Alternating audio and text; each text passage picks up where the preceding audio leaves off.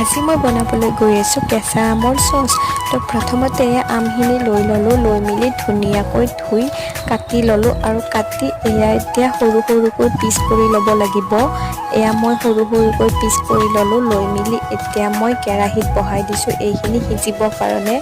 তো এয়া মই অলপ পানী দি দিছোঁ, দি মেলি এয়া সিজিবলৈ দি দিলোঁ আৰু দেখিবলৈ পাইছে পূৰা ধুনীয়াকৈ সিজি গৈছে।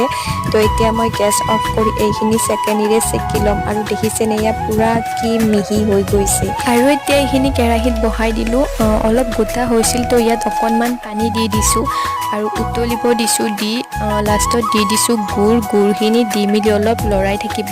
তাত অকণমান টেষ্টৰ কাৰণে নিমখ আৰু ৰেড চিলি দি দিছোঁ আৰু এয়া দেখিবলৈ পাইছে কালাৰটো পূৰা চেঞ্জ হৈ গৈছে আৰু এয়া মোৰ নুমাবৰ কাৰণে হৈ গৈছে আৰু এয়া দেখিছেনে মোৰ ৰেডি হৈ গৈছে আমৰ চচ।